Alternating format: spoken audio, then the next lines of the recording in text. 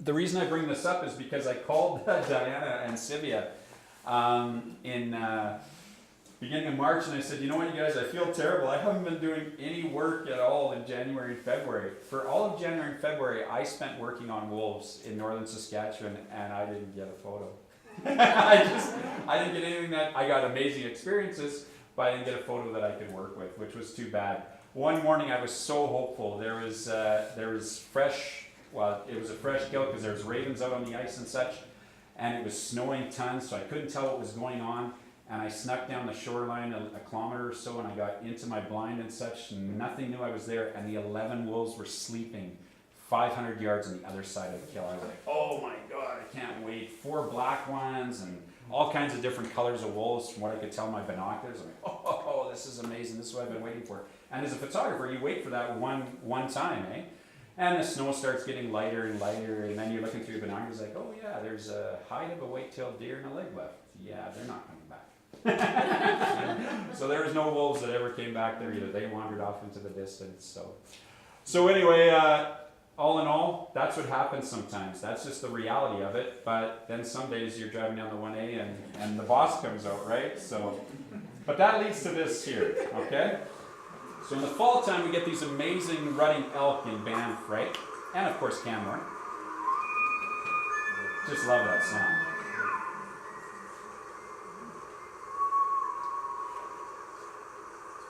These are just 2 teenagers trying to figure out who's dominant to who.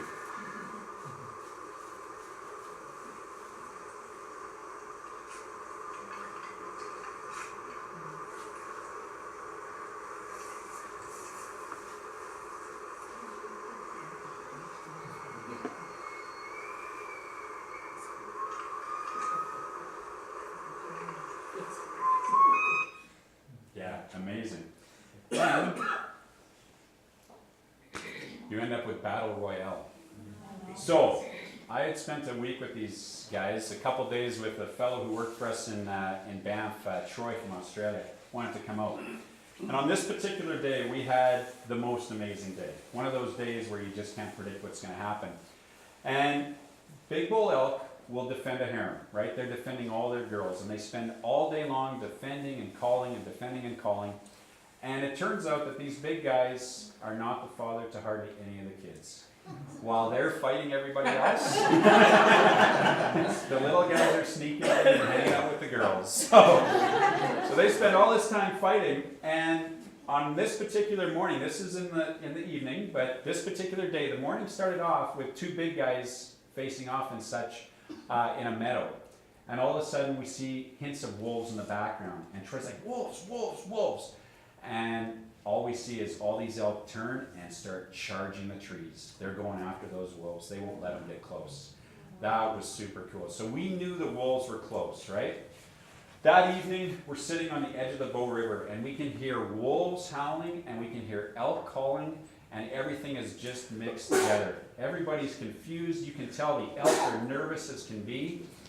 And these 2 little guys are fighting out on an island. And just after I photographed that first video, 3 wolves come out onto that island and chase one of them, and then everything's gone again. And you're like, what's going on? Can't get shots, it happens so quick. Then these 2 bulls are so upset with each other, and of course there's going to be some hormones that are going on, stress hormones. They start fighting with each other in the river. And they're battling, just battling. And when you see the photo of this, all the water droplets coming down, it's incredible. And they're defending, this guy's defending his harem. Neat thing is, next day, the fellow on the left will be the leader of the harem. They kept switching who was the boss. It was really kind of neat. Elk don't know how big their antlers are. They can't go to a mirror and go, oh, I am the biggest guy, right? They can't do that. So what do? They rub on trees, they fight with other males. And I have seen in the last 3 years, the smallest bull elk with the biggest voice be the leader of the harem at the end of the season. He's totally, and everybody's scared of him because, oh boy, he's got the big voice. Meanwhile, he's got little antlers. It's actually quite funny. So, yeah. So you don't have to have big, strong muscles, guys. Anyway, their name is also Wapiti, and that's a native language for that white rump patch. Deer with white on them. Okay, that's another thing. Their antlers, 40 pounds in weight, and they regrow those every year. Yeah, so every year. They'll still have them now, but they'll drop them soon, and they start growing them with velvet and such. But so as these elk kind of come out of the river, okay, he's got his girls, and he's leading them off. And he's bossy. He really is. He's always kind of, come on, you got to go this way, you got to go this way. He's constantly trying to keep them away from the other bulls. Look at how big his antlers are. And it's amazing to see them in the forest. They lay their heads back, and those antlers almost go on the back of their rump, and they just walk wherever they want. Love that call.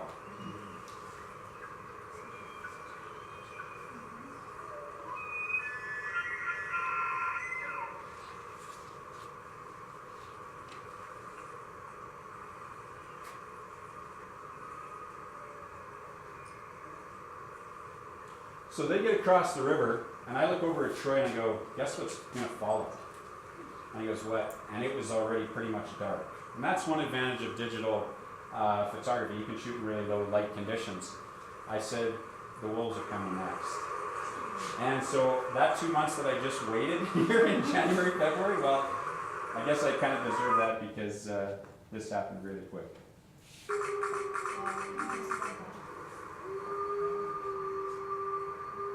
Wow, amazing.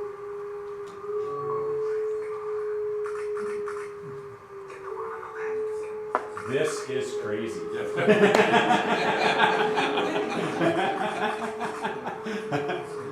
Oh, Troy was filming that one. You can't blame me on this one, you guys.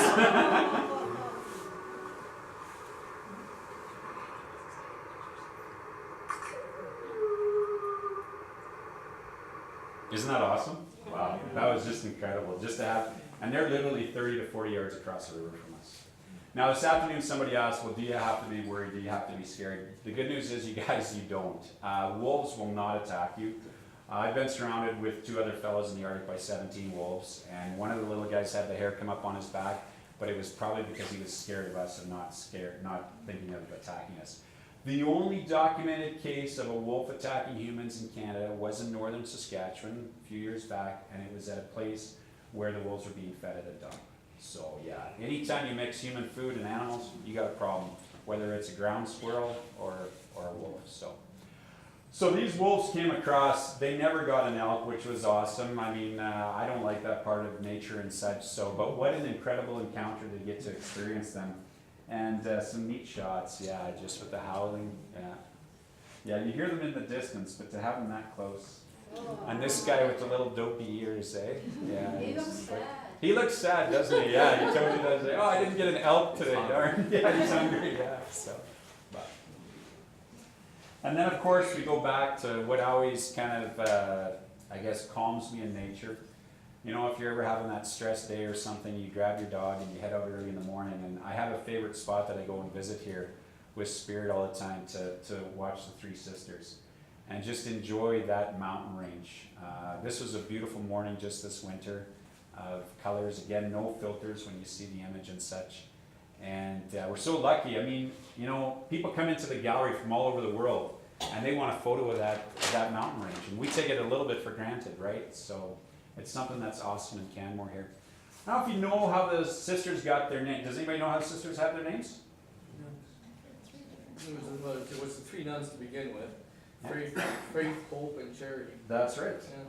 Yeah, you know. So basically, explorers came over. There was a light dusting of snow on the peaks, and it looked like the habits of nuns, right? So they were the 3 nuns, then they became the 3 sisters. And you're right, Faith, Charity, and Hope. They each have a name. So yeah, kind of neat. So that's Sunrise with the Sisters, which I'll show you as well. Okay. Where were you taking them? So that's down Cougar Creek. If you keep going down Cougar Creek, eventually there's the historic photo that I had, Sisters in Solitude. Okay, that was before the big floods. Then the big floods came and washed out all the beaver dams, and so that pond completely drained. Okay. Then I have sorry, I don't remember the title, but the one with the blues. Okay, that was another Three Sister shot. The beavers came in and rebuilt the pond. Yeah, pretty neat. So it came back right after the big floods through Cougar Creek. But now what's happened is that pond isn't very deep. So in wintertime, it does freeze over solid. It never used to, but now it does. So this is in a very similar spot. So if you head out, just walk down Cougar Creek, you'll find the spot. Yeah, it's awesome. Yeah, it's a nice spot. Is that the one you had on Facebook? Yes, that's right. Yeah, That's yeah. the one I really want. Awesome. And then on to the bunnies. So, do we have any Brits in the crowd here today? No? Oh, we do. Okay, good. Oh, right on. Yeah. What airline do rabbits fly on? God. Not that I'm not aware. British Airways. Oh, British Okay, I should stop at the toilets. All right. Okay, so, anywho, this is a snowshoe hare. This guy had so many different expressions. This was up in the Jasper area and such. And they're known as snowshoe hares, of course, because of their large feet on the back, which keeps them on top of the snow. They don't hibernate, okay? Stretched out, they're about 45 centimeters, 50 centimeters long. These individuals can leap 3 meters, okay? That's how far they can go. Now, in this snow, he wasn't leaping 3 meters. He was leaping about a meter up in the air and a meter down and about half a meter in distance. Poor little guy is jumping out. And then he got underneath the tree and he wasn't enjoying the snowfall at all. He's shaking himself off and such. You could put expressions to all of these, but this one's my favorite. That's a bunny burp, I swear to goodness. So, hares are not rabbits, okay? So basically, when they have little ones, hares will hide all their little ones. They won't keep them all together. It's kind of a predatory thing. So it's like, put one here, put one there. Hopefully the predator doesn't follow them all. Whereas rabbits burrow and they actually have their little ones in dens. So hares are a little bit different that way. Yeah, he kind of looks like he was coming to get me there. It's like, I'm coming for you next. And then here he's like, oh my goodness, what's going on? Am I going to be famous? And then he's got positive vibes, yeah. I wanted to call him the podiatrist, but that didn't go over so well. He would get full of snow. He was hiding underneath this little spruce tree and he'd get full of snow. And he'd want to shake himself off and such. He wasn't enjoying the actual big snowfall that day. So quite neat, this little guy, but positive vibes. So. Okay, we're going to do our next draw for the gift certificate for 25. Okay. All right. Who's drawing here now? Yeah, you can. It's a picture of me. It's okay. Oh, right. Perfect. Okay. All right. Now, one thing I forgot. Oh, Diana, you're going to have to come up here. Do you want the lights on? Yeah, sure. That'd be great. Please. So I totally forgot. How rude of me, but all of this would not be possible without a great team behind me. Okay. So Diana, a lot of you know, is the manager here in Canmore, and Sylvia is the manager in Banff. Yes, they deserve a great big hand. So thank you guys for a beautiful evening. Then we have Laura up at the front, who works at Banff mainly, but here sometimes too. And Kathy, where's Kathy? Yeah. And have I forgot anyone else? No, everyone? We had one more this afternoon, so yeah. But anyway. But yeah, we have a great team behind that helped me along my journeys in nature as well. So that's so nice. I'm leaving for the Arctic in about 10 days or 2 weeks, and I'll be happy to tell you all the next time you see a multimedia presentation. I have a film crew growing with me this year, so you won't have to deal with the unprofessional filming of all that story. So now we got one more surprise for you, and that is that we really appreciate all you guys supporting us and being part of the journey. And so tonight, I'm here to sign things and such. If there's something that really grabs you, we have only do this once, and that is tonight. We have draws for 5, 10, and 1 35% off of your purchase if you want to pick something. Okay, that's up to you. So, and the 35% didn't go this afternoon. Yeah, they were all like, "Ooh," and people were holding on at the end and going, "Oh, I think I'll." But anyway, so. Okay, I'm going to unveil the rest of them now. This is heading for hibernation. This is the boss. Oh, wow. Yeah, isn't that awesome? Sorry, I didn't mean it that way. That sounded really arrogant, but no, he's awesome. Like, that's such an amazing scene. So, yeah. Jason, I felt. we don't have any wall space left. Oh, let me come over. I'll find a spot for you. Yeah, he's just an awesome bear, and the fact that there's no snow over his eye, Yeah. that was something and look at that big nose with all the snow on it. So, You know, I don't know if I mentioned, but these bears go to hibernation at that point when a big dump is happening. Their body starts to slow down and such, and you have to think of it. They get to that den, once they fall asleep, they can't wake up just like that. And other bears can come along, or predators. So they time they're going into the den with a big snowfall, so they get covered in snow and they're safe. Yeah, that's very important to them. Yeah. Yeah, so if you're ever kind of, a suggestion, if you ever hear of a big dump of snow in the fall time, maybe head down to 180, you might see the boss. I mean, I don't know, kind of surprising. What would happen then for in years where there's a really, really late?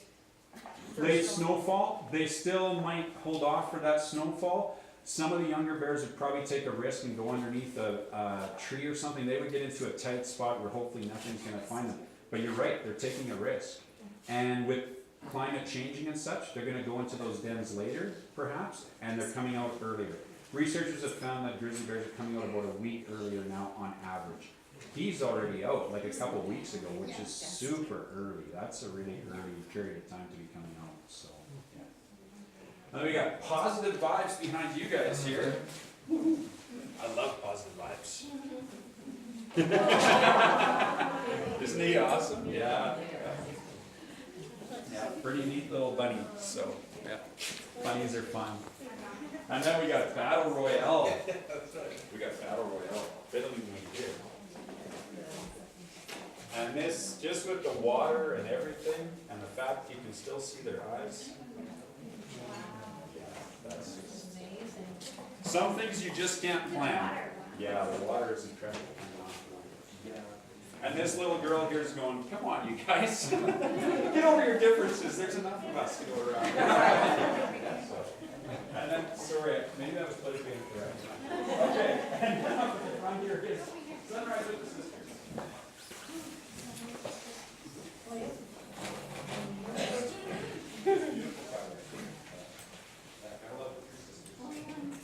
All right. Thank you all for coming out tonight. That was a lot of fun. Yeah, really enjoyed it.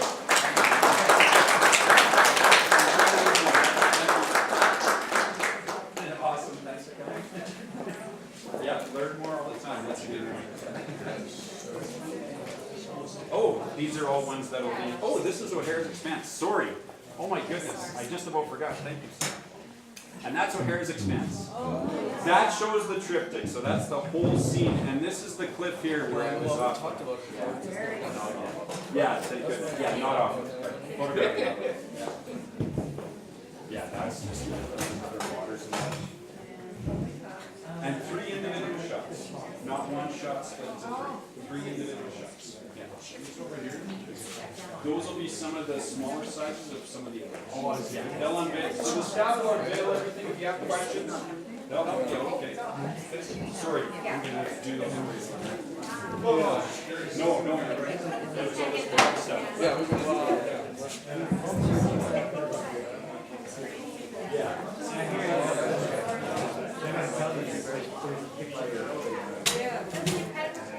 Awesome.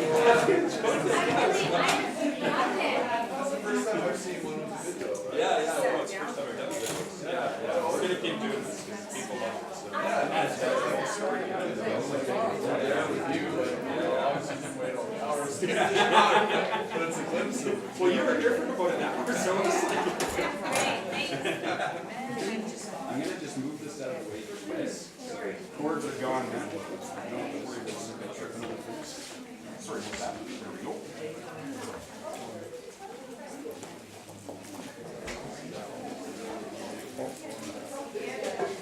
Now you guys have to make it your mission to find that 35% because Sylvia really wants to cheer. She's been waiting all night for that. Isn't he awesome? He's just such a big